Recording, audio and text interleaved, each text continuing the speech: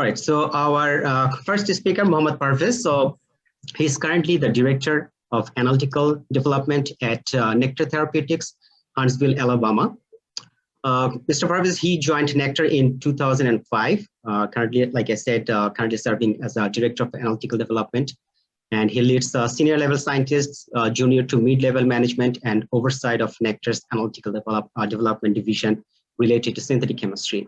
He has 20 years of pharmaceutical experience with small molecules and biologics in the fields of pain, oncology, and hemophilia. He has led several proprietary projects as the analytical lead capacity from non-clinical to registration to commercial stages. Currently, he is leading a diverse group of scientists, mainly working on oncology drugs with multiple indications in multiple clinical stages. Prior to joining Nektar, Mohammed Parvez worked at Qualitest Pharmaceuticals and Endo Pharmaceuticals, both generic pharmaceuticals, as a lab chemist and in quality operations on solid dosage units. Mohammed Parvez, he received his MS degree in Material Science and Engineering from the Ohio State University and his BS and MS degree in Inorganic Analytical Chemistry from the University of Dhaka. So I'll request our first speaker, Mohammed Parvez, to share his screen and start his presentation. Thank you. Yes. Let me know when you guys see my screen. Do you see my screen? Yep. Yes. Okay. So thank you for the introduction, Riza. Most of you, I don't know you guys. Rob, I only know Shamim, and we work together in the same company. So I would like to make this thing a very informal process, and when I go through, I may not go every detail in here, and so ask me any questions, stop me, anything, any question. No question is a stupid question. Remember this. I understand. I went through the same process that you guys are going through right now, so don't think I'm a stranger or something came up real easy for me. No, nothing comes easy. So you work hard, and I believe this thing very strongly. If you work hard, it's going to pay off. Some people work hard quick, some takes longer. That's how it works. So stop me at any point, all right, please. Any question you have. And there's some other things that over time, I have interviewed people at different capacities, from a starting bench level chemist to associate scientist to scientist, senior scientist. And I've even interviewed people way over me. I was a part of interview board. They didn't report to me, but I also interviewed people in different departments. It's just how it came out. And so I have seen people ask questions. I have asked questions. I have heard people ask those type of questions. So that's why I put together all these questions. It was for my personal purposes. That's why I put it in. But since this is an opportunity came out, so I gave it to Reza to share with you guys. And when you see all those questions, we're not going to answer all the questions today. But I want you guys to read those questions before you go to interview.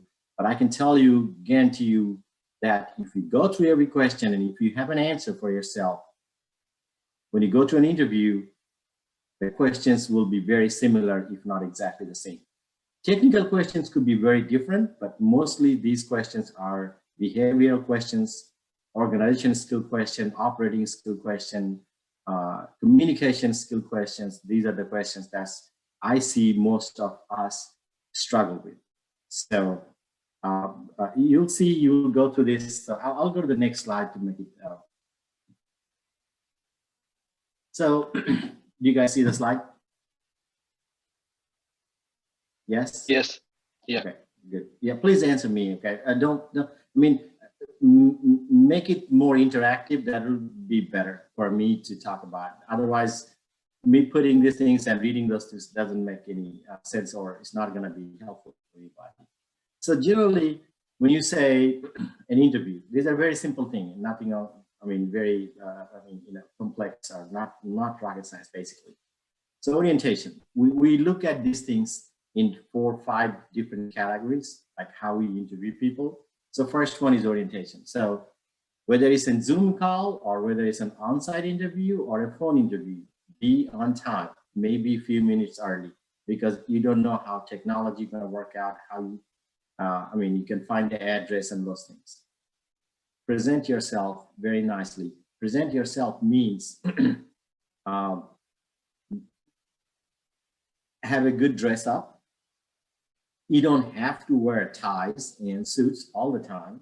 If it is 110 degrees, you go for an interview. I mean, the applicants are not, we don't expect them to wear suits and ties. Okay.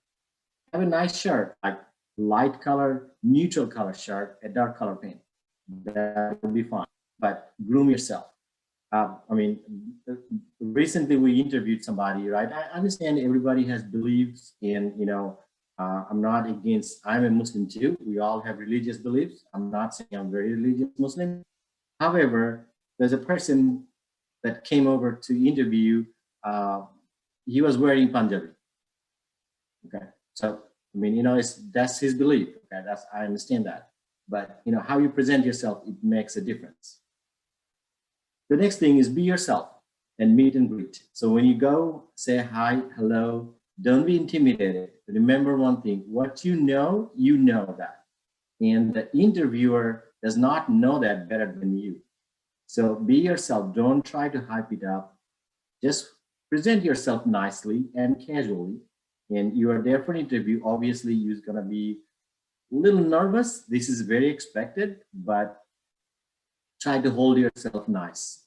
And you know, maybe smile a little bit, not a whole lot, but you know, that's what I put yourself. What we mean by be yourself. And when you open up, say hi, hello, how are you guys? I mean, you know, good morning. And whether if the interview is in the afternoon, good afternoon.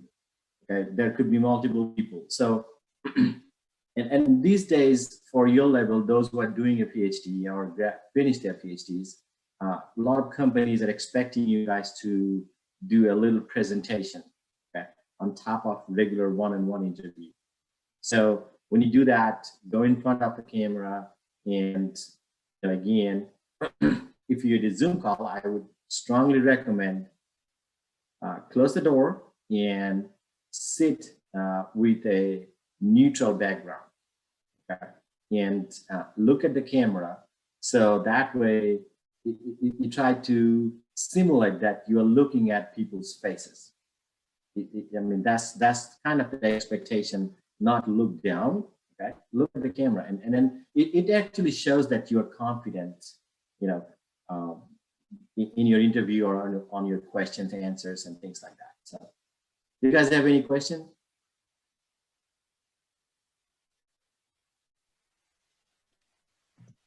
I need an answer from you guys. Yeah. Do you guys have any questions? So far, so good. Yeah, we'll have a question and answer session. So I think okay, so right. Everyone will have an opportunity to ask questions. Okay. Yeah. So the next one, when I said introduction, okay. So most of the time these days, people say, after you meet and greet, they said, tell me something about yourself. Okay. That is very, very important. How you summarize, tell me something about yourself. Okay. So talk about, so maybe it's a 2-minute thing. Okay. Start from your present and then go your back. Start from where you are at now. So let's say you finish your PhDs, and be very distinct with your achievements. Okay. Make sure when you express your achievements, let's say I was a Rhodes Scholar, suppose somebody say that, okay? Don't put it out that you are bragging about yourself. So the tone of your voice is important, okay? Not, make sure you show a tone that you are an active person. You are a driver, you know? So, and then put it in a way that, what is the highlight? Because the person who is interviewing you, right? Most probably or may not know the details of your PhD research, right? You are the expert on your PhD research. So if you try to tell me all the details, I've done this, and you go a little detail, well, I understand, obviously, that's why we're asking you to come into a scientist position, not a bench level chemist position. So it's expected. So start from the present and write it down, basically. Before you go for an interview, this is a very, very common question people will start with. So write it down, practice it 20 times, 30 times, so that you know at any point you can say that if somebody asks you, tell me something about yourself. Whether it's an interview, or let's say you are traveling from place A to place B, you are sitting in an airplane, right? Somebody next to you, you don't know, that person may be a hiring manager for another company, maybe a recruiter, maybe a headhunter, right? So when you talk, start conversation with those people too. And so it's the same thing how you say that, tell me something about yourself in an interview or somewhere else with your achievements. And when you put that in, it's always good to have your future plan that proves that you are a driver and you drive for the results. You have a target and you work with the plan. So that's your future plan. So these are the sequences that you put it in. And the last thing I put it in here is fit for purpose. What this means is you gotta sell yourself that. So you research about the company that you're going into and what have you done in the past and how can you help me, or how can you separate yourself from others when you don't know the others. So when you don't know the others, you put it in what they're expecting you to do and what have you done, and pull the items or pull the individual elements, put it into that purpose. It said, so you start. So when you go back to the whole introduction now, you start what you do now. You have a master's degree, you have a PhD degree, you just completed. You're going to graduate end of spring or end of July or something like that, okay? And then during the process of my PhD, I have 3 publications. I've been the first author on 1 and second author on the other 2. I also have a patent which is on review right now, let's say. Okay? And I have earned these 3 achievements. Okay, you put it out.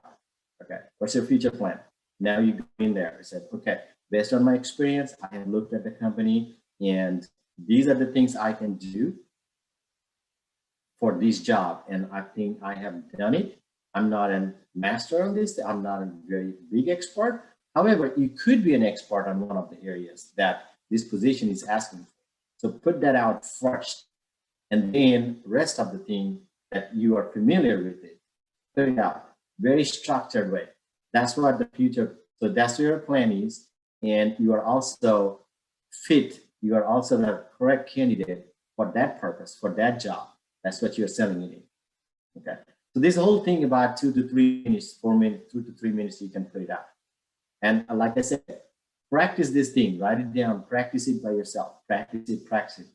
And 80 to 90% cases, if you're successful on the first 2 topics, okay, your interview is already going in a very, very positive way. Very positive way. People know that now. Okay, because understand one thing, like we know you, a manager knows you from your resume. So whatever you put it in your resume, that's how I'm seeing you. So this is very important. I have been through many interviews that people have everything in their resume, and when I'm going and asking them, they don't know 60, 70% of them, all the details. So if you know something really good, put it in that you are a subject matter expert or you are an expert on that area. However, you also have knowledge about the other things. So that way you also have your keywords in your resume, so you can get picked by the software, but at the same time, you also present the truth. So what you know, put it into resume. What you don't know, do not put it in. You can bring it up in a conversation during the interview, but do not put it in. So these are the first 2 things, very important. Third thing that we go in, we call it communication. Okay. So this is a very, very big thing currently in this world right now. Communication is very important. You gotta be equally good on oral and written communication. Some people are good on oral, some people are good on written. Yeah. So you have to find out what your weakness is, and then you gotta work on the weakness so you can get out of that weakness. Okay. But you have to recognize that, okay, I can write really good, but I cannot express all my thought process in a quick succession. Don't rush, because you could tell when people's confidence are going down, they try to say quickly, or their voice goes down. Immediately, I can tell, okay, this person's confidence is low right now. That's why this is happening. Next thing is workplace strategy. Okay, so whatever, I mean, maybe you work in a university lab, or you are currently working in a company. How you strategize your, plans. Okay, a lot of people say there are politics in the companies, right? There are games in the company. Let's not put it in the politics way. Okay? Don't make it look like a politics is a bad thing. Okay, it's not a politics. Let's say it's the savviness, that how you get out of that politics, right? So you have to pick your battle. Which one you fight, which one you don't fight. So there is no specific one example that works all the time. It changes from company to company, right? Or your setup to setup. So this comes from your side. If you have problem, talk to your coworker, talk to your other friends. I mean, you don't know. If you talk to 10 different people, you might find one they can give you a simple solution. Talk to them. That's fine. Conflict management. Okay, and move forward. These are the two things. Like, you know, during your process, you work with the people in the lab. Probably you ran into a conflict on an equipment, or because you have multiple students in one professor's lab. You want to use this something, but somebody else is also using it. How are you gonna, or how did you solve that problem? Again, there is no one example. So you find a way to get out of that, and always these, when you go for an interview, have specific examples ready so that you can give them a specific example. How did you maneuver and handle the situation? And always remember, our next bullet, I put it in, I said, move forward, not move on. So basically, these are very similar words, but move on means you really did not solve the problem. Rather, you just moved on or you escaped. But moving forward means you handle the situation, and then you learn from your mistake, that whatever happened, whatever situation, I mean the way you solve the problem may not be the right one. You may have to face the problem afterwards, but at least you handle it. So that's what the lesson you learn. Whatever lesson you learn, take the lesson with you. The next thing I put it in here, you'll see the savviness, integrity, and trust. This is very important, like how you present yourself, how you talk to your coworker, and you also have to establish the respect. As like, you need to respect others, but at the same time, you have to earn your respects. Make sure they respect you too. So if they're disrespectful to you, you need to talk to them one-on-one at first. And if that doesn't solve the problem, then you need to go talk to your supervisor, or whatever you have done in your PhD lab. Okay, don't talk about and don't start reviewing, don't gossip.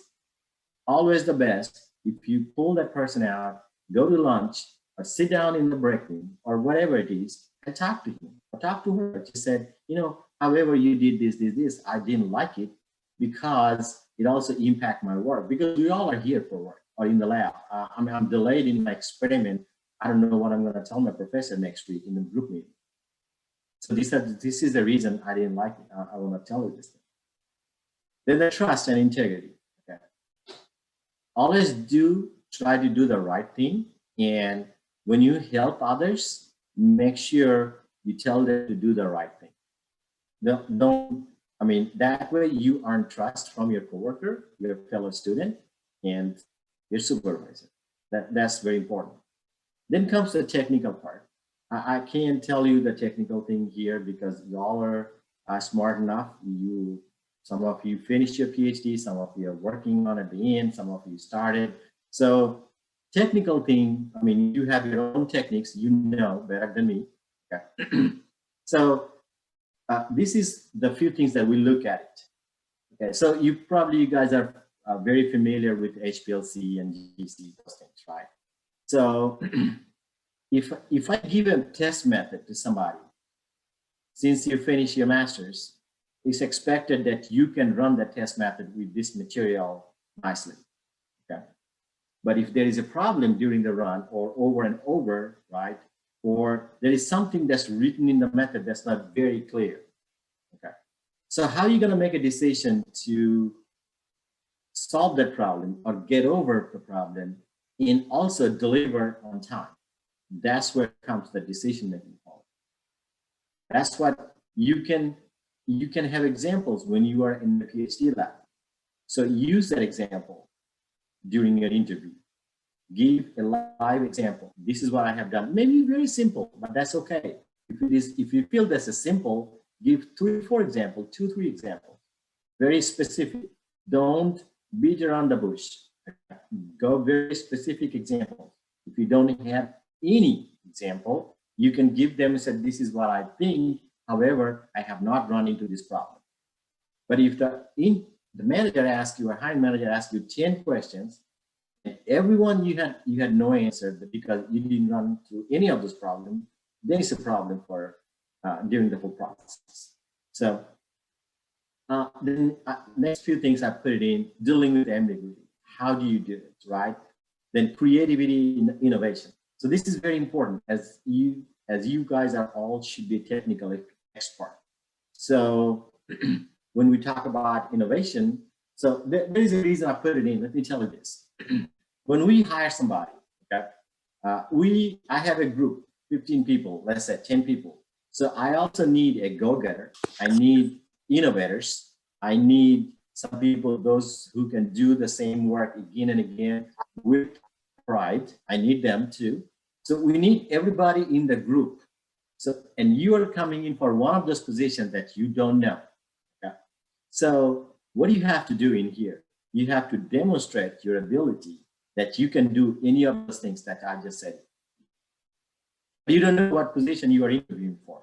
So at least you got to put it out during your interview process that you can fit it in any of them. If you don't want to, that's okay. That's your choice. You can say that, I would like to do only innovation part. I would only want to work on the development section, not the routine analysis. That's okay. But I would prefer you not to say that now until you get into something. So that's important thing.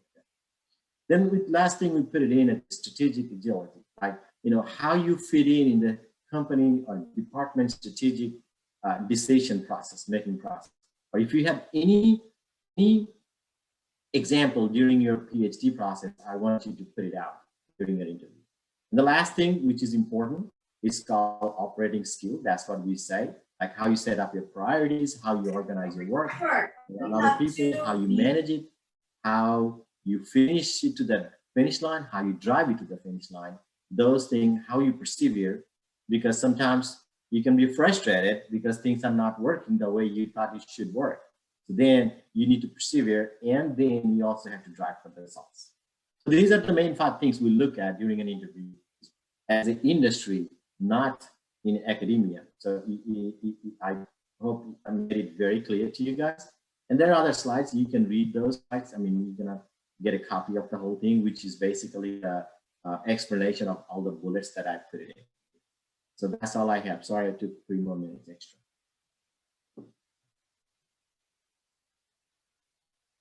Any questions you guys have?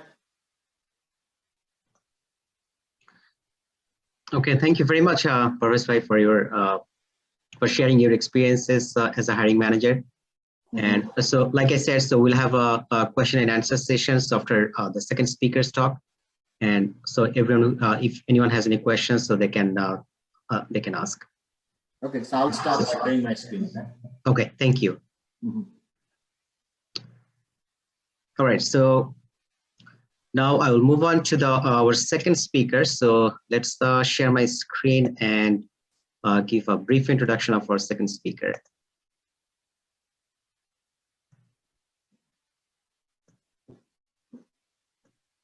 All right. Can everyone see my screen? Yes. All right, thanks. So our second speaker, Muhammad Radowan Hossen. So he will talk about Mohammed Parvez. So he talked about his perspective from a hiring manager side. So what are the industry interview skills needed from or what a hiring manager expect from an interviewer. And so now Muhammad Radowan Hossen, he will talk about his perspective from a candidate's point of view. like what are the approaches a candidate should have during an industry interview skill. So Muhammad Radowan Hossen, so he's currently working as a process engineer at Intel, Oregon. So his academic background is he completed his PhD from Department of Chemistry from University of Maine, US. And beforehand, so he completed his master's and bachelor's from Department of Applied Chemistry and Chemical Engineering at University of Dhaka. And his professional experience, so like I said, he's currently working as a process engineer at Intel. However, so before joining Intel, so he was working as a technical manager at Oronos Spectral Solutions in Maine. So Muhammad Radowan Hossen, I'll request you to share your screen and start your talk. Okay, thank you. Let me try to share my screen.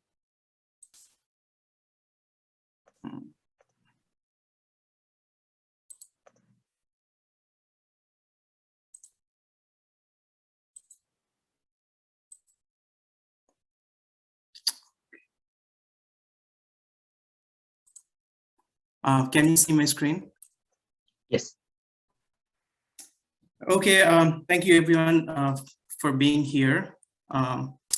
Parvez Bhai kind of explained all bits and pieces about how to ace in an interview because he has a lot of experience, and I've learned a lot of things from his presentation as well. So what I'm gonna share here as the interviewee, what worked out for me. So I don't have a lot of experience of years of interviewing people or being in interview. So I would try to keep this session conversational. If you have any question, you can ask me in between. Also, I'll stick to what worked out for me. And also, if you think this should be dealt in a different way, I would always welcome that and have a discussion, and would learn from there, hopefully.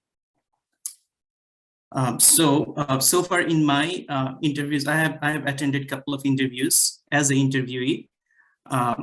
So in all of the interviews, it could be phone interview or could be on-site interview.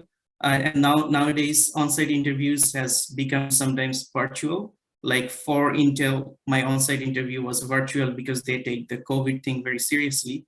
And I have during the pandemic, I have had in-person interview as well. So in my experience, in both kind of interview, I have kind of narrowed down the whole experience in two categories. I had faced technical questions. I have faced behavioral questions. So for example, in the beginning of an interview, like after all the things is done, like Parvez Bhai was explaining, meeting, greeting, and getting some introduction, when the interviewer asks, you as tell me about yourself.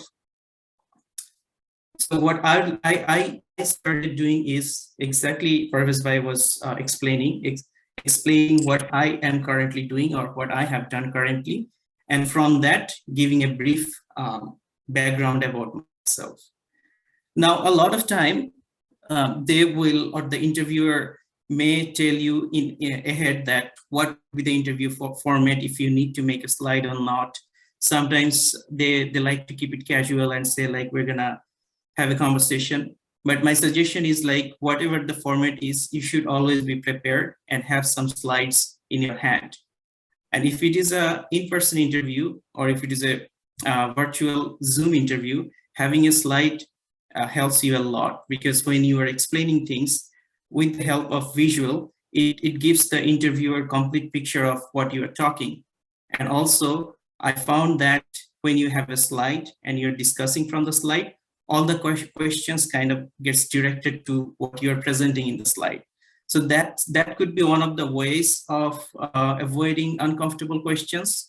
If you are presenting and if you're showing that you are excited about what you're presenting, more likely interviewer will be asking you a question from that slide. So you are more comfortable answering those questions. Now, if you have achieved your PhD or master's recently, and if you're talking about your master's or PhD work, I would say in an industry, everybody loves a problem solver. So try to establish yourself as a problem solver.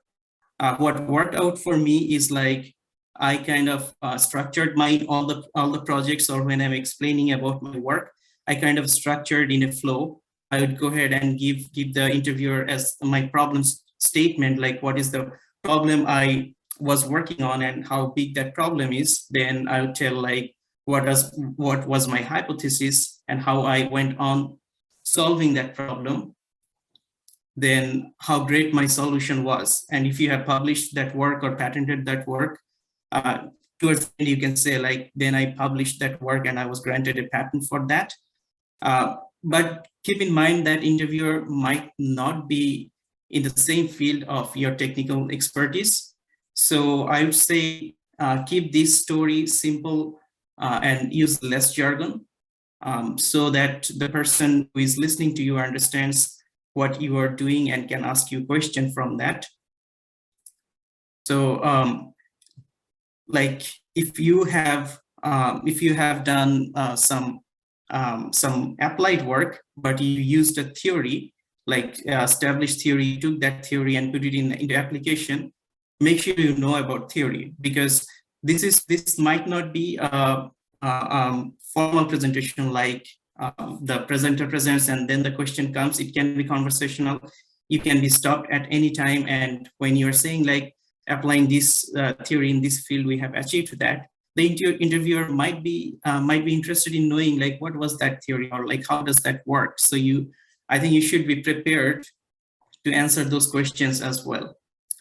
Also, if you put your skills in the resume, make sure you take comprehensive preparation about those skills. If you put any analytical instrument handling or troubleshooting, or if you have used that analytical instrument, make sure that you know the theory, like how the instrument works, what are the things to go wrong in the instrument, and how that instrument result helped in your achieving your goal, all those things. If you just used it once, and if you happen to put it in your resume, please make sure you take a very good preparation on that instrument. And like Parvez bhai mentioned, if you didn't do it, or if you didn't use it, don't put it in your resume.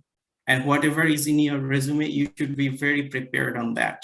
And make sure you take like at least a couple of days looking at your resume and like reading through point by point and taking preparation on that. And for behavioral question, what I felt like what the interviewer was trying to figure out, that if I'm a team player, if I have a leadership skill or capability, if I'm able to manage my time and prioritize my work to achieve multiple goals. So behavioral questions were kind of directed like that. And one question I always felt or faced is conflict resolution. Now, a lot of time you may not have a conflict, but the answer should be somewhat what your thought is in there. For example, my interviewers gave me different options. Like I was told, like, tell me about a time when you had to handle conflict. Or sometimes they told like, hey, you might not have a conflict, but you can think of a hypothetical situation and give your opinion how conflict can be resolved. And I think Parvez bhai kind of like gave us a good outline about conflict resolution, but you should always think about how positively this conflict can be handled.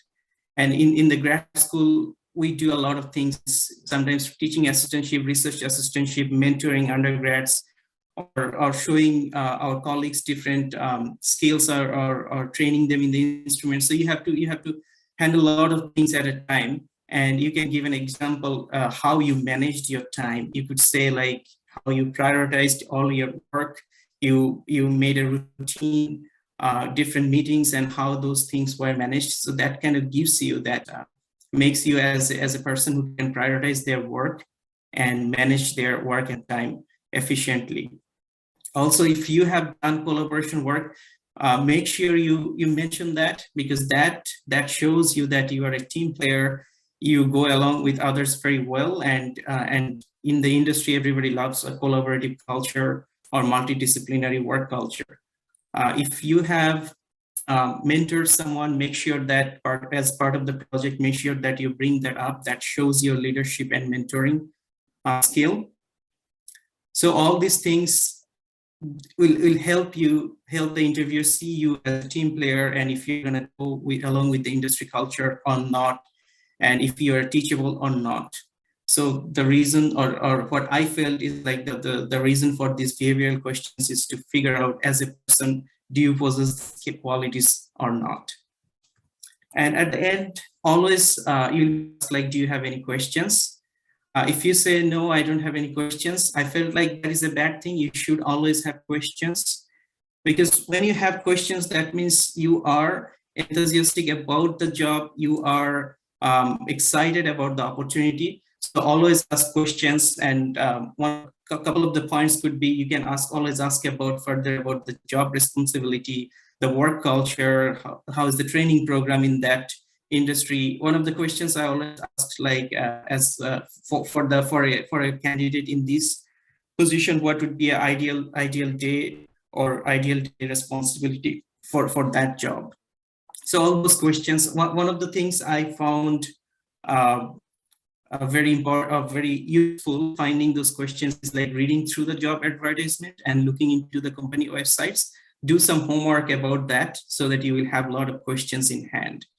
And also, I would suggest always do follow-up. That means when you're done with the interview, probably a couple of days later, probably a week later, thank the interviewer and give your email and phone number, even though they have it, and tell them, like, you're reachable here with your email ID or your phone number. You'd be happy to answer any questions. So that's all I had to share, and I would be happy to answer any questions you have. Thank you. Well, great.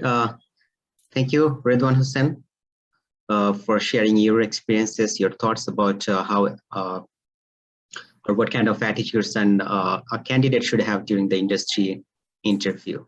So now we'll move to the question and answer session. So please ask any question that you have in your mind. Like, for example, should I ask this question during an interview, or should I not ask a question during an interview? Or if I am asked this question, this particular questions, how should I approach, or how should I respond to that question? So any sort of questions, I guess our two speakers will be really happy to answer your questions. So you can either unmute yourself and just directly ask the questions, or if you're not comfortable asking questions directly, you can leave your question in the chat box. We can pick that up from there. So either way is fine with us. All right, so who's gonna be the first one? Rajawai, this Yeah. is Shajib here. Yeah, sure, go ahead. So I have actually two questions. Sorry, I forgot the first speaker name. I guess is Parvez. Yes. Something. Sorry. So I have two questions to both of. First one. Most of the time when I try to apply for some job, or like I look for some job, and in online there is an option like whether do you need any visa sponsorship now or in future. And what I figured out, like if I select yes, I need visa sponsorship in future, most of the time like this automatically like rejected my application. Then I discussed with some people. I know Intel do the visa sponsorship, that's why I have that idea. But what should I do? I talked to a couple of people. They said you should lie, you should say no, you don't need the sponsorship in future. Then they will call you for the interview. And some said no, you should always be. I mean, you should always tell the truth. So I'm really confused about this case. Like, what should I do? Should I say yes or no? Okay, so is that okay? So it's a question for me, right? Right. Yeah. Okay. So yes, I will never tell you to lie. Okay. I mean that you do not want to start anything in a wrong foot. Okay. Never ever. However, once you complete the application, right, you can always call the HR. You can always send an email to HR. Okay. And you can tell them that, hey, I am on OPT. I have work permit for next 3 years. Okay. And depending on my performance, then if company is happy, yes, I will request for a sponsorship. But never lie, please. That is, I mean, it never works out in a good way. Okay. Thank you. So my another question is like, recently I went to a career fair in my school, and so I talked to a couple of companies, and they asked me like when I can when I'm planning to join or when I can join there. So that was really confusing. Like, I know maybe I'll be graduating in fall 2022, but I don't know the exact timeline. For example, whether it is September or whether it is November. And I mentioned them, okay, my plan is to graduate in fall 2022.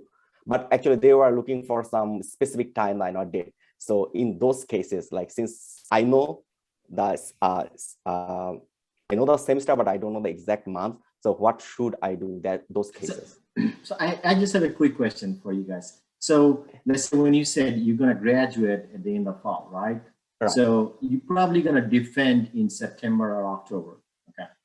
And that's going to be your actual defense. And then you're going to have your, but can you really legally work, or can the degree be conferred before the end of the semester? It's a question for you guys. Reza, I mean, I don't know. Shamim? Yes, Yes. you can actually. There's an option. For example, for spring semester, if you want to graduate May 8th or May 6th is the last date, but you can actually defend in January or February, and you can get a letter from your advisor, and international office can work that out, and you can get your OPT started in the middle of the semester. So you have that option. Okay, so yes, so answer is straightforward, Sharif, then.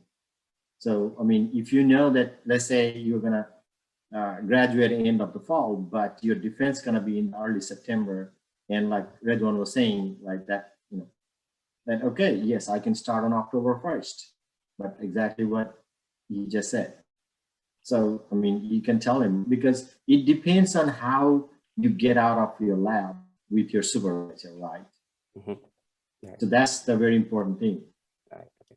So, I mean, you know, there are a lot of factors, because we all go through this problem, right, of OPT, and it's not just the OPT. You have to have the OPT in your hand. That's the big problem. Even if there is a little mistake of date in the OPT, if the year is instead of 2022, if it typo, they put 2021, you can't start, because the employer have to have a copy of the OPT, which is, I believe, a W4 and an A9 form. Right? Correct me if I'm wrong, guys. I think it was an A9 form. You have to fill out that form to be put on the payroll of the company. Shamim, is that correct? Shamim, you remember? Yeah, I think we have to fill out a form A9 form to get started. Yes, when you go on your first day, they'll hand over to you, and they will ask you to, you know, fill out on the spot, and they will ask for your OPT card. That's what my experience was. Is that the I-9 form you're talking about? I think you could be correct. I couldn't remember. Yeah, I think it is I-9 from Rajabai and Parvez Bhai. Right. I-9. Yes, that's I-9 form. Yeah. Yeah. Because without that form, we cannot put you on the company payroll.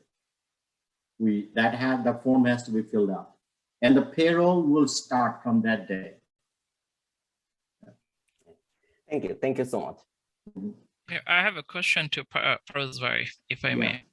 Sure. So I'm Sohail from Lexington, Kentucky, planning to graduate this semester, looking for jobs both in academia like postdoc and also thinking about industry. For me, the big confusion is like, I have some idea how I would like to be if I had to be a postdoc.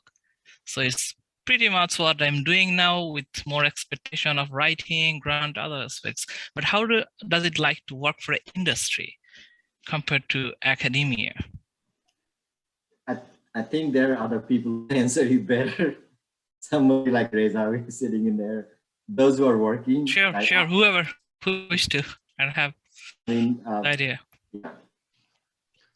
So I think I didn't get your questions. Sohail, can you please repeat? Yeah, like how is the job expectations, job environment, and day-to-day activities differ if I had to be a postdoc or if I want to work in an industry position? So it's like, are you asking like, what are the differences between an industry job and then a postdoc? Yeah, in terms of activities and day-to-day responsibilities. Okay, yeah, okay, I see, okay. All right, I think, yeah, I mean, some others might have some idea as well, but I can share my own experience because I did a postdoc, and also I'm working in the industry as well. So I can kind of tell you the differences that I have faced. So I mean, the PhD and postdocs, so they're kind of the similar, like the research you do, and in industry, what are the most significant differences I have faced is one, I would say, like timeline, so that you have to, in industry, you have to maintain very strict timeline to complete your project. Like, so it's not like in academia, so you are doing a research and it's not working, but you keep trying for a couple of years. It doesn't work that way in an industry. So if something is, if something fails, so you just fail first, so if it is not working, so you just stop doing that and move on, or move forward, like Parvez said, so move forward. So yeah, so you can just keep doing the same thing like over and over for a couple of years. So it doesn't work that way. So in industries, so you have to maintain very strict timelines. So that's one thing. And second thing, I would say, you have to maintain the deadline. So if something has to be done by this time, so you have to do that by that time. So the deadline is very, very strict. And the other thing is like the teamwork.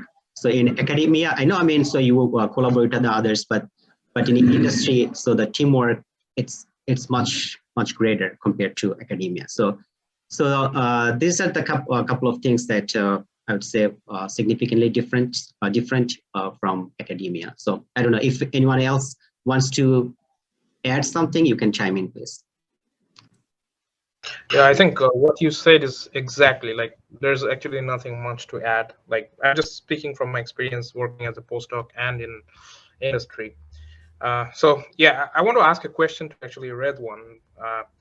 So you kind of mentioned that instrument a couple of times in your presentation, and so seems like there's quite a bit of importance in, like, let's say industry like Intel or other places where yeah, instrument is quite. So like, let's say someone like me who has worked, whose PhD is like completely based on simulation, like fully simulation, and then I have like some experience with equipment as well, but that's after PhD, like in the industry, and my postdoc is like more simulation based. So in that case, like when let's say I'm going to present to an somewhere like Intel, is it a good idea to just go with the presentation of my PhD or just do the work presentation? Yeah, what do you think? Yeah, so in my experience from Intel was, even though I have worked for 1.5 years in an industry before I interviewed for Intel, for some reason they didn't ask me a question about my job experience. Even though I brought it up, they stayed away from that. So I don't know the reason exactly for that, but you can always bring all those equipments and all the troubleshooting and everything you did as part of your experience. Just build a story around that. So that'd be my suggestion. Hello, I have a couple of questions. So did I answer your question, or did you have a? Yeah, I got you. Yeah. Okay. Hi, I have a couple of questions. So my first question is, sorry, my name is Alamin. I'm doing PhD at Arizona State University. So I'm doing now in an internship, and before I joined the internship, I had a couple of interviews. So from the interview, I have learned that the interviewer always asks some behavioral questions, like explain a situation where you had the conflict with the lab mates or with your professor. And I wasn't prepared for those kind of behavioral questions. And some of the things they asked me didn't happen to me. So what is the best approach to respond those type of questions, like behavioral questions?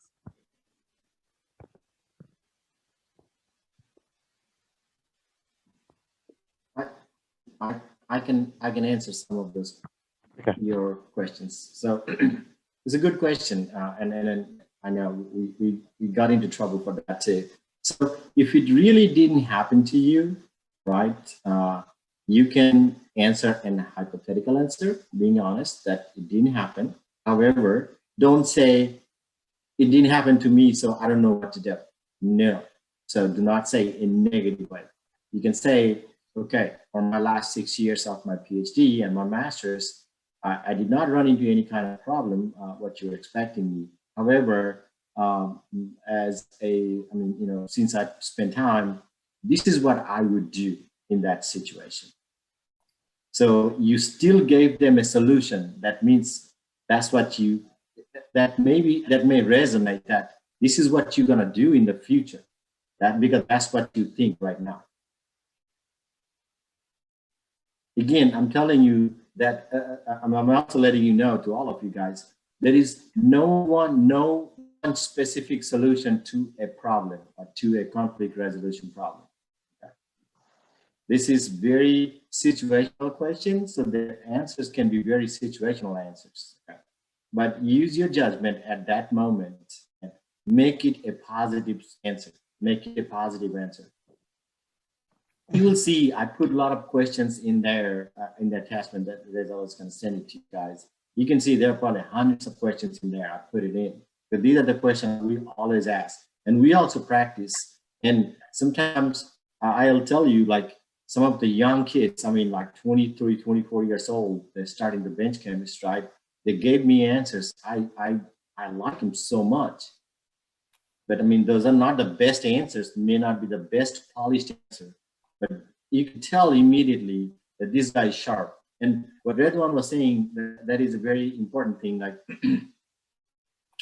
the drive it for the results. And I think Radowan was saying that too for the company, right? That you always need to show your drive. And always remember, if you know that I cannot deliver this project, it's a little bit off of that question. But if you cannot deliver this project on such and such timeline, don't sit for that day and go tell your manager in the morning, sorry, I can't do it today. No, do it ahead, plan it ahead. Tell them like, there will be other ways that can get help for you so you can get it done on time. Thank you. I have one more question. So I'm doing my PhD on synthetic chemistry, but where I'm doing my internship right now, so I do mostly like fabrication stuff, so which are like totally different from what I have been doing in my PhD. But I think I will not get any hands-on experience on the clean room or fabrication. And do you think, is it worth to put this on my resume?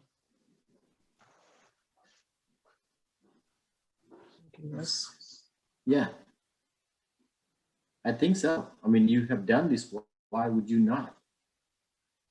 Because I don't think so I will have hands-on experience on that. I might have those knowledge from the meeting, from like whatsoever other things, but hands-on experience is totally different than those other things.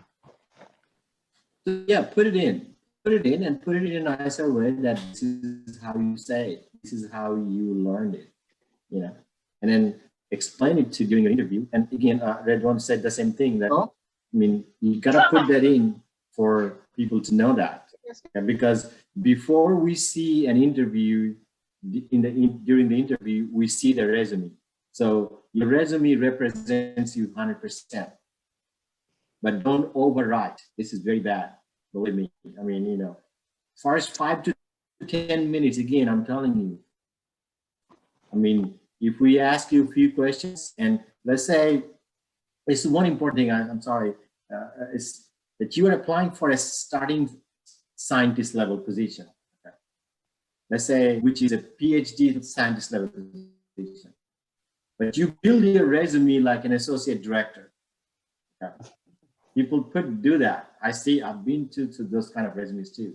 So it's not always that putting everything in the resume is always good, because I will look at the resume and laugh about it. Okay, there's no way this guy can be a scientist. Okay?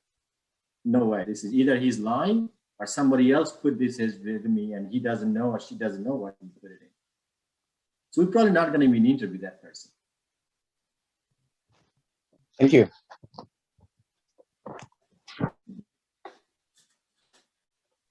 All right, so we see that a couple of hands raised. So I'll go to MRT Rahman. জি আপনাকে ধন্যবাদ। আমাকে শুনতে পাচ্ছেন? হ্যাঁ, শুনতে পাচ্ছি। Salary expectation যখন এটা জিজ্ঞাসা করা হয়, তো হায়ারিং ম্যানেজার আসলে কি এক্সপেক্ট করে, আর আসলে আমাদেরকে এই কোশ্চেন গুলো আসলে কিভাবে ফেস করা উচিত? Yeah, I think that's the question everyone has. So, I don't know, Redon, তুমি কি বলছিলা? আমি তুমি বলতেছি, তোমরা আমার অনেক ছোট। আমি অবশ্যই। So আমার এক্সপেরিয়েন্স যেটা হয় যেটা বলো।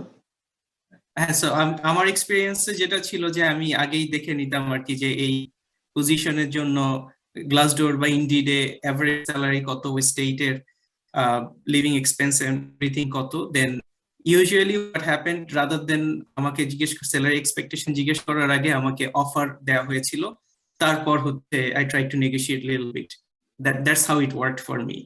আচ্ছা, গুড। সো আমাদের যেটা হয় সেটা হচ্ছে যে আমাদের যখন when we bring somebody in for an on-site interview, we generally do a phone interview, then we pick out few and we bring them in for an on-site, whether it's Zoom or on-site. So during that process, HR, they ask this question for our company, right? And they almost force them to say a salary structure. So that is the correct way. So you look it up, okay, Glassdoor, Indeed, there are other ways. And you also have to put it in the state that you are going into. So let's say, for example, I'm on the corporate to San Francisco. So what we make here is 34% more for my similar level they make in San Francisco. If I make $100,000, they make $134,000. Okay. So you need to look at that up and never give them a target. Give them a range that I'm expecting somewhere. Okay, so you also have to know that, okay, I'm a fresh PhD. I'm going to a starting level scientist position instead of whatever, Ohio, right? Okay, so anywhere between 90 to 110 or 85 to 110 would be a good salary problem. And that's what you have to look at the similar company. Don't compare with oil and gas, because if they pay you 85 here in a pharmaceutical industry, oil and gas pay you 110. Okay, so that's different industry. Okay, so you have to look at that, and there are a lot of data in there. So give them a range that this is what I'm looking at. And most company, what they do, we have a range. So, and we try to bring people in at the mid-range, somewhere between 30 to 45, 50% of their range, depending on their education and experience.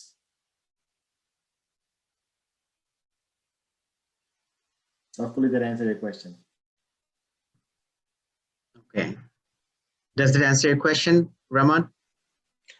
হ্যাঁ, ধন্যবাদ। আর হচ্ছে negotiation যখন আমরা করব আসলে তখন কিভাবে করা উচিত? মানে তারা যদি আমাদেরকে একটা বলে যে এইটা আমার যদি মনে হয় যে না আমার আর একটু বেশিতে যেতে হবে, তাহলে আসলে তখন আমি কোন পয়েন্ট গুলো আসলে রিচ করব যে এই জন্য আমাকে দেওয়া উচিত, যে আমার এক্সপেরিয়েন্স বেশি এই জন্য আমাকে দিবেন, বা অন্য কি আসলে কিভাবে আসলে হায়ারিং ম্যানেজাররা এটাকে দেখে? আসলে তোমার হচ্ছে যে hiring manager don't deal with salary. So, প্রথম কথা, I'll tell you to be frank, it's between HR and the candidates. That's what happens. Hiring managers don't care about what your salary is. I don't care, believe me, what my people's salary is. I want to make sure my people are happy. If they're happy, I'm happy because they get everything done on time. So you can bring in your experience, obviously, you can bring your education, okay? You can bring in the similar company that pays in that state. You can bring those things in, but don't be negative and don't brag about yourself. Don't be arrogant, don't be rude. Okay, all these words, I'm just using it. When you talk very nicely, have a nice conversation. Continue the don't start the conversation with I need a raise. You reconsider this because I have such and such. No, you start the conversation with a different topic. Then you bring that up. By the way, I was looking at something and I was looking at some of the some documents, and I found out in your state where I'm moving into, generally for this position, they pays 90 to 110, but you guys are offering me 90. So it's kind of at the lower end. So, I mean, I was wondering, is that because that could be the company's salary? You don't know, because the data you have, that's combining 10 companies or 20 companies, okay?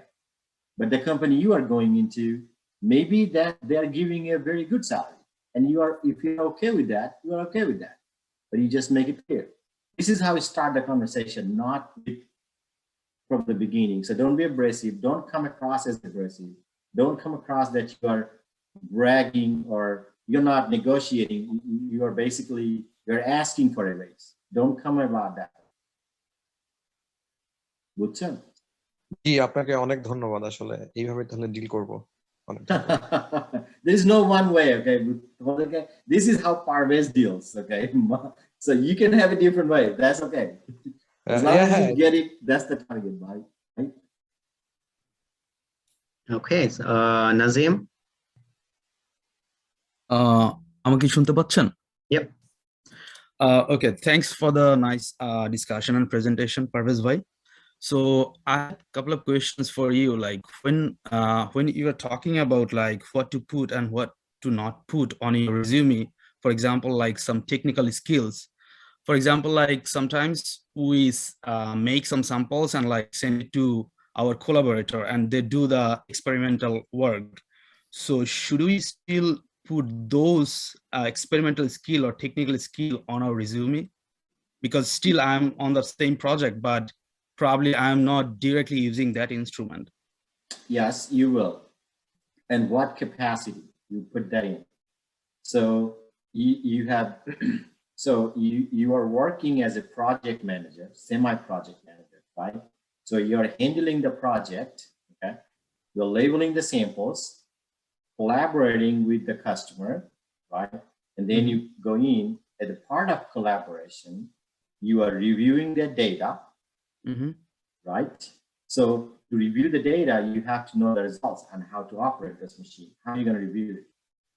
If you don't know, I can give you BS data. And if you don't know how to interpret, there's no point for you to review it. So if you review the data, you need to put it in, okay? That you don't have hands-on experience. However, you're not going to say, I don't have a hands-on experience. Then you're going to say, you have the skill to interpret the data from gel electrophoresis, whatever, right? You put that in.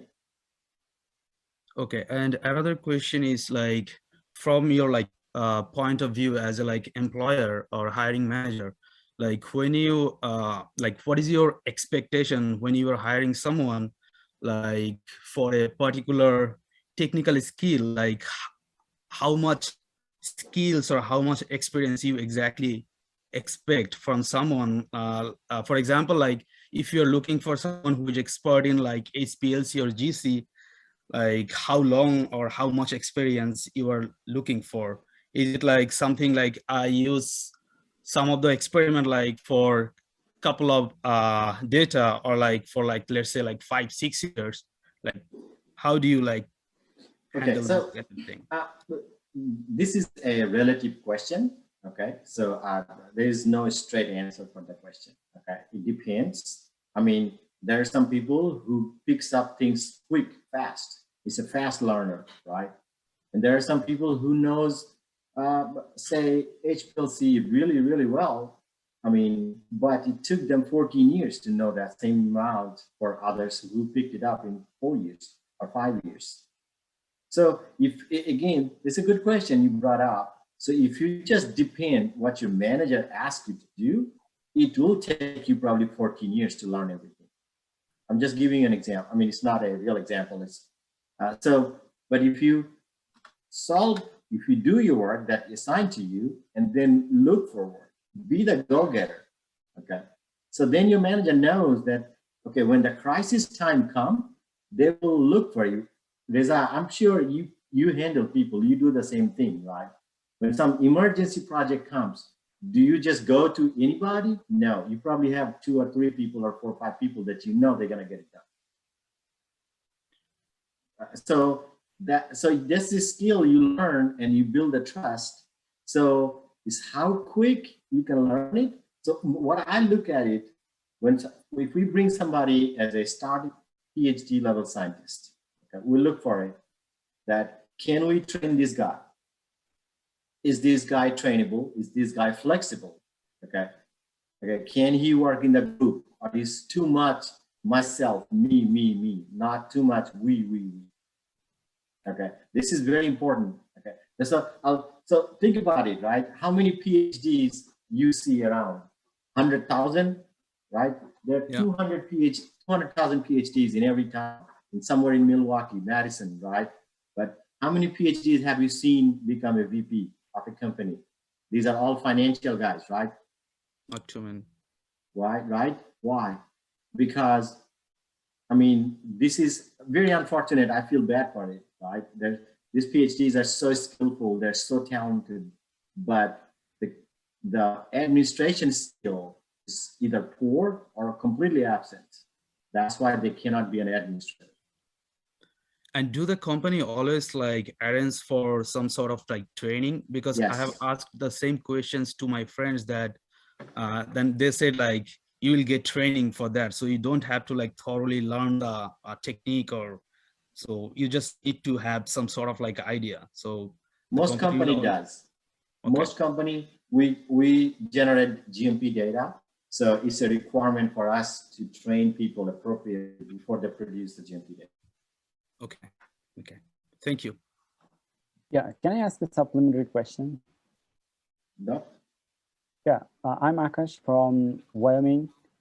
So recently, a couple of my friends interviewed, and they faced, so in the resume, they inputted like the experience on HPLC, and they, by the interview, they asked that what is the troubleshooting you did in your entire PhD? I'm also using the HPLC, but I didn't have a lot of experience on troubleshooting.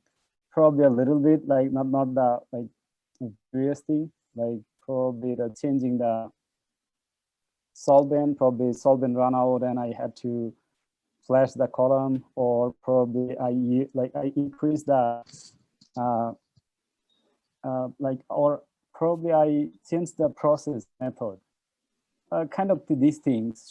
Should I, how should I handle the answer or question answer? So is that problem solving in HPLC, right? Is that the troubleshooting question? or problem solving, yeah. Okay, so you can't, unless you have done it, it's not easy to answer the question because it's relative again. It depends on what is the problem. And so at the beginning, right, if your pump go over pressure, that's a big problem for a beginner, right? But if you work on an HPLC 3-4 years, then you said, oh, okay, I know how to do it, fix it, simple fix, right? And over time, you will know how to change any VLAN. That's very simple, okay? How we change some of the seals. These are very simple things. So you can explain that this is what I have done, okay, in my current job. So does that satisfy your question? Or if you have a follow-up question, let me know, then let's see if I know, I will have you an answer. But this is exactly what I have done. You can tell them what you have done. Okay, yeah, thank you. So I mean, we're like 20 minutes over almost, okay? So. Oh no, so our session is until 5:30, so we have still 12 minutes. Oh, okay, sorry. I didn't know that. Sorry. No, you're fine. Himel, so I see that you have posted a question in the chat box, but you want to ask yourself? Assalamu alaikum, bhai. Yes, actually I am currently traveling from one place to another. So I guess I was wondering if you could ask the question on, I mean, on behalf of myself. I would be yeah, sure. Yeah. Okay, so I'll just read it from your from the chat box. Okay. Thank you, bhai. Yeah.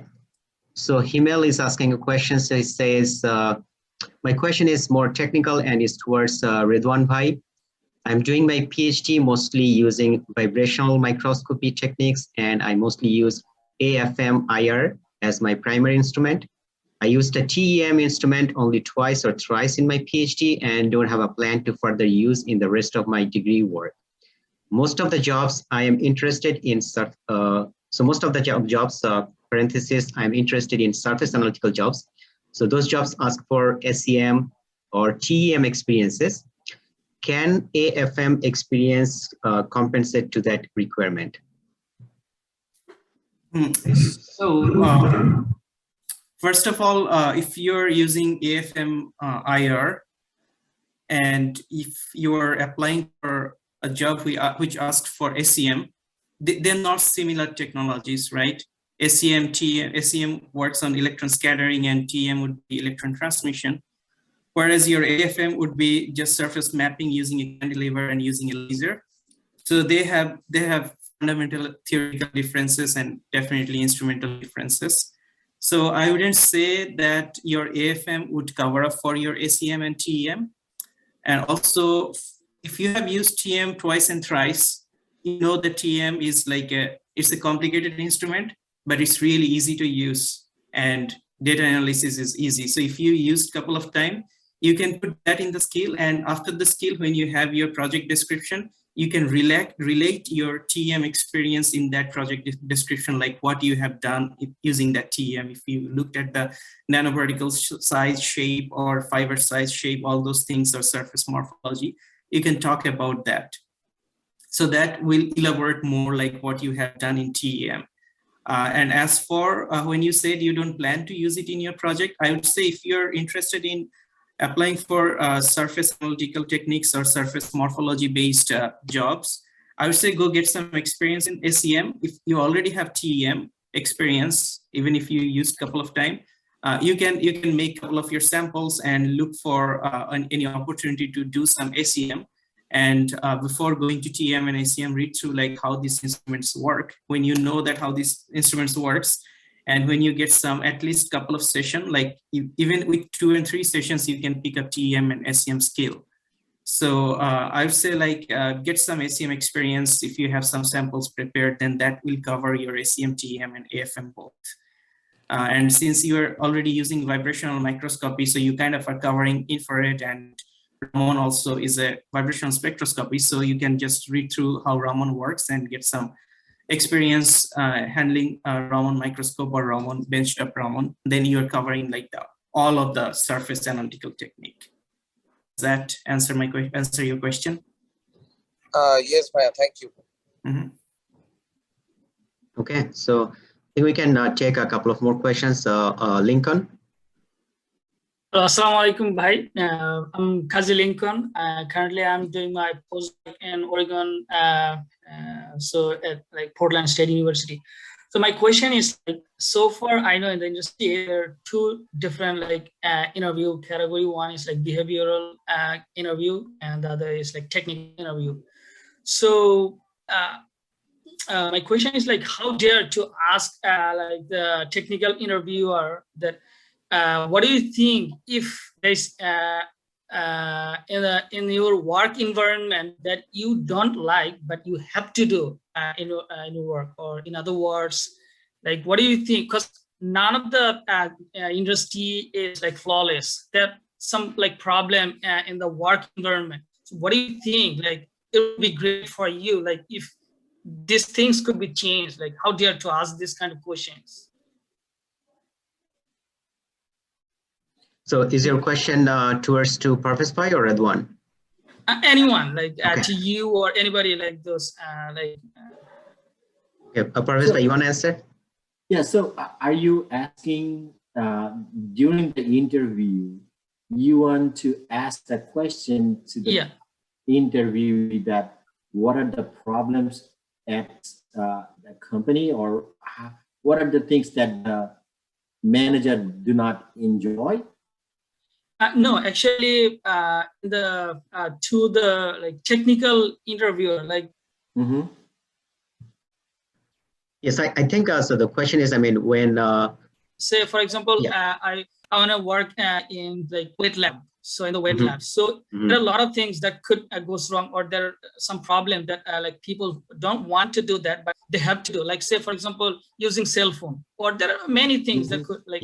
Is that like how dare to ask that kind of question? Is there anything wrong that your interviewer want to? So yeah, so I think so. Parvez, the question is, say you are interviewing me, and at the end of the interview, you are asking me if I have any questions. And I ask you, what are the things you don't like in your work? So, so is this question okay to ask? So I think that's what Lincoln is asking. I would not. Okay. For number one, I would not, because I need a job.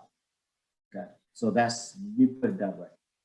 And then another reason behind it why I would not, which is the thing me don't like.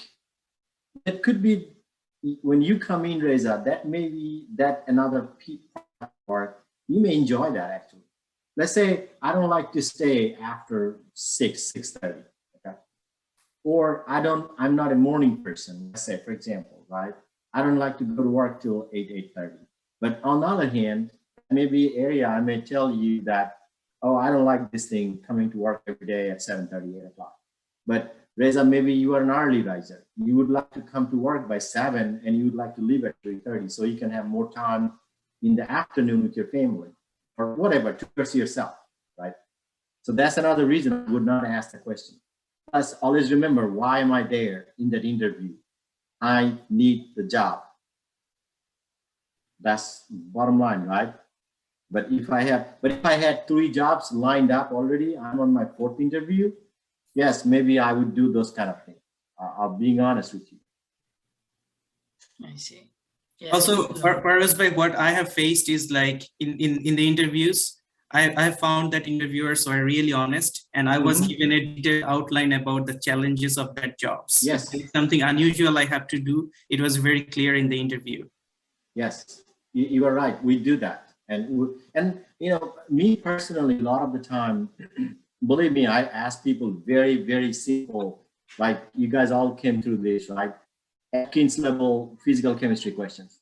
Believe me, very, very simple physical chemistry questions, or very simple organic chemistry questions. Okay.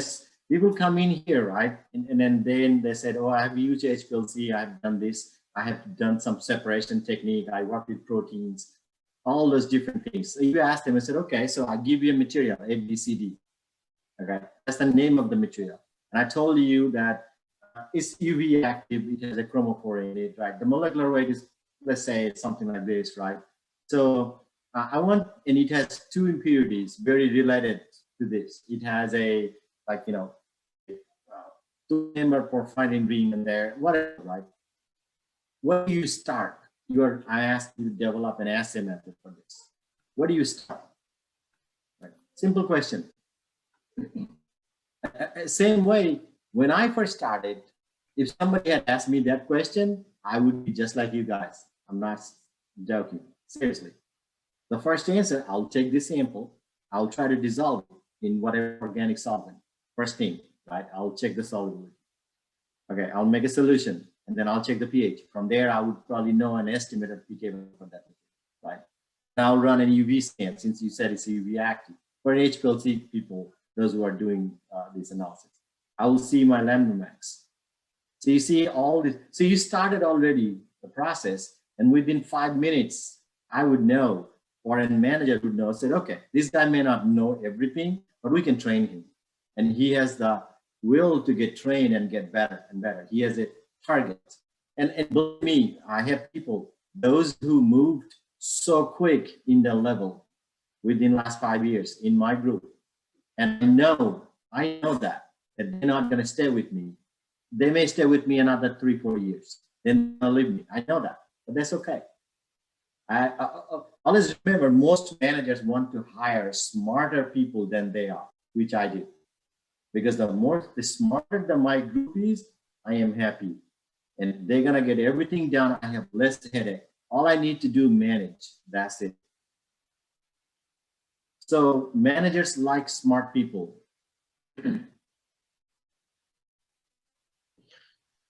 All right, so we just have 1 more minute, but I think it's still 3 more hands are raised.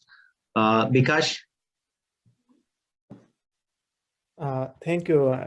অনেক সুন্দর প্রেজেন্টেশনের জন্য দুজনকে। আমার question হচ্ছে পারভেজ ভাইয়ের কাছে যে আমি হচ্ছে রায়হান বিকাশ, আমি অ্যান্টিবায়োটিক ইঞ্জিনিয়ারিং উপর পোস্টডক করছি।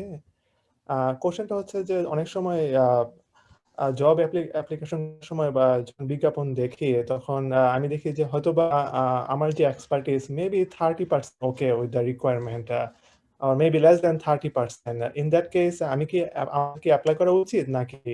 মানে আমি যদি বিশ্বাস করি যে আমি হয়তো বা বাকি যে রিকোয়ারমেন্ট গুলো আমি হয়তো দ্রুত শিখতে পারবো, আমার সেই কনফিডেন্ট আছে, বাট সো ফার আমার এক্সপার্টিস অনলি 30% কভার করছে রিকোয়ারমেন্টে। ইন দ্যাট কেস অ্যাপ্লাই করা উচিত নাকি? Yes. Okay. Yes. The answer is yes, because like I said, I mean, we hire people from different physical organic chemists, right? And once they start in a group, right? Believe me, I had a girl working for me. She had a PhD on material science and electrical engineering. Okay. She came in, she worked for me, and now she's at San Francisco and she's doing way, way better. And I'm pretty sure someday I may work for her. Seriously, it happens. I've seen that in my company too, another company. So yes, you should. And present yourself that you are confident. Why? These are the reasons that you have demonstrated in the past. Example, that's what the example is. That you demonstrated in the past that you were able to show that you could do it. It's difficult for you than others who has more match. But I mean, you know, so if there are 2 candidates, we want one come like same, then it is tipping point at that point. The confidence take over on the other thing. Yeah. Thank you. Okay, so yes, so just 2 more questions and then we'll wrap up our session. Hasibur Rahman. Hi, thank you so much. So I have a simple question that is like, I was a forensic TA for around 2 years, but my area is biochemistry.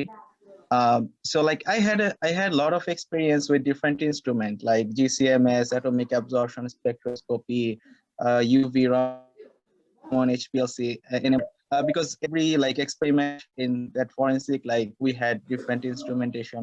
So my question is like, I did all of these, but like I did not use any of those in my research.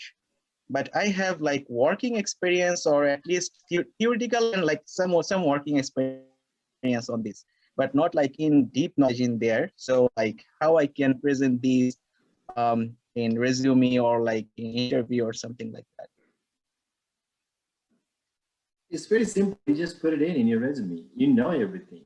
What is there not to say? Mm-hmm. Okay. Why are you not saying it? Just explain. So like because if they see my research, like there is nothing related to this, because none of my research is related to like, let's say, atomic absorption spectroscopy or like GCMS, but I did my work like for teaching assistants for that stuff. But like if they see my dissertation or something, like they will not find anything on that. So like okay. If you go for a company job, right? Mm-hmm. Nobody's gonna go see your dissertation. Mm-hmm. Simple as that. Don't take it personally. I know you all work very hard for PhD, right? But nobody's gonna look at your dissertation. Just to add to that, Parvez, the way I put those skills is like I put those in under the skills section, and when I have my teaching assistantship experience under that, I would have a little bit. I taught that experiments those many students, so that kind of justifies that why I have that in my skill set. Yep. Thank you. All right. So just last questions from Mehnaz. Hi. Thank you so much for giving me the opportunity to ask these questions, and thanks to the organizers for such an informative session. My name is Mehnaz, and I'm from University of North Carolina at Charlotte. And I'll try to keep this really, really simple. One of the speakers talked about having a presentation ready about your work, which you can, share with the interviewers and then talk about your research experiences and stuff. My question is, how long should this presentation be?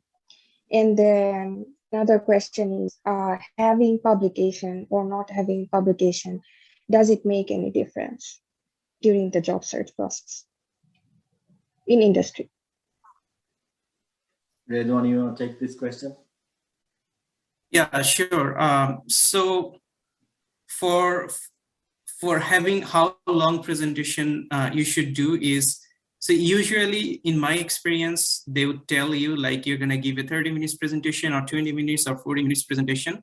However, if they tell you, I have faced in a situation that I was asked like have a couple of slides ready. I was not given specific time. So what I did is I made condensed slides. So I made like 8 or 9 slides, but those were condensed slides. That means I had figures to talk about everything in there. And I can spend 2 minutes in that slides if I don't have time. If they allow me more time, I can talk about like 10 or 15 minutes on that slides as well. So usually if you have worked on like 3 to 5 projects, have 10 to 12 slides handy. And they can be condensed slide. You can get through them in 15 minutes, or you can spend 30 minutes on those 10 to 12 slides. So that's what I did for my how long the presentation would be. And for the next question, maybe Parvez bhai will be able to answer more, but what I have seen is like having publication, the way I saw the publications is like an achievement. If you have that, if you have something published, you definitely should tell the interviewers about that, like you have solved this problem and this problem was published, and you have solved this problem, or you have invented that was patented. So if you have that, definitely state that. If you don't have publication, because I don't have a lot of experience, but I have seen people getting in the industry without any publications. But if you have conference presentations or any other complementary stuff, you can highlight those. So that's what my thoughts are. Yeah, you're correct, Radowan. I agree with you. So yes, I mean the publications for industry job, it depends. Like I was in a different group before, right? At that point, I really didn't look at publication. That really didn't make a whole lot of difference. But now, so I'm in a different group. I have a development group.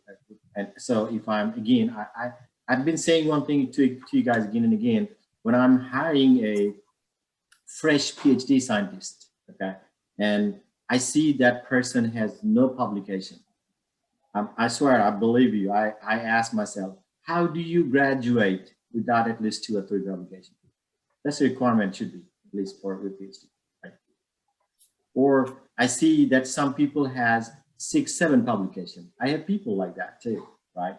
That says that, okay, this person can work like anything.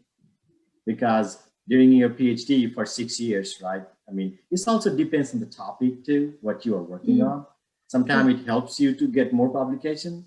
Sometimes it's not. It is true, okay? So, I mean, obviously, when you see like nothing versus 4 or 5, it does make a difference, especially if you're going to a development group. So that makes a difference. But it is relative to the situation what you're applying for. Yeah, thanks. That was very helpful. If I may add on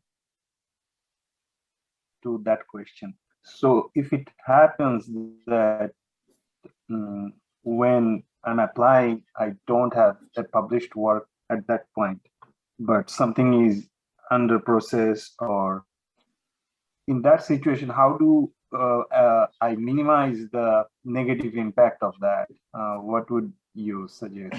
You can put it in still. It's under, in review. You can. I think you can write like in review or manuscript in progress. Manuscript submitted. So whatever stage the manuscript is in, so you can put in that way. Yes, it comes through us too, Reza. Like you just said, we see that resume like that too.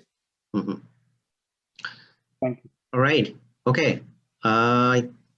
Oh, I think one more instance. Shaun, do you have a question? Sorry, Yeah. to raise hand at the last moment. I have a question to Redwan Bhai. So I worked for a pharmaceutical company for 2 years, and they have quality control department and quality assurance department. Does Intel have these divisions? And my last question is, does pharmaceutical company experience helps for this material science related work? Yeah. Yeah, so I'd say Intel Oregon side is both development and sustaining. So they do some development work and also definitely production, because it's the industry, you need to make money.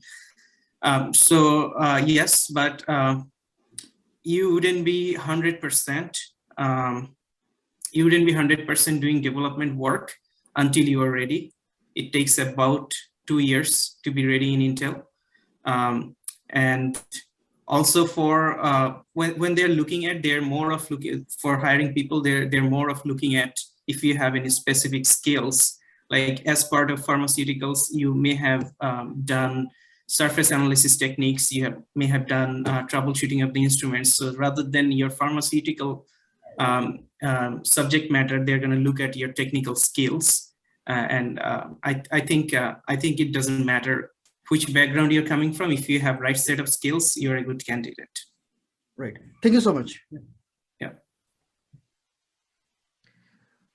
Alrighty.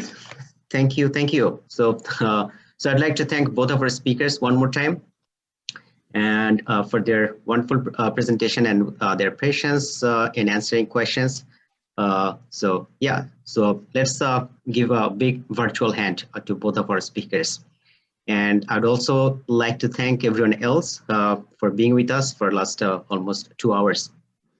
So thank you very much again. So I look forward to seeing you again in our next event. Hey, Reza, thank you.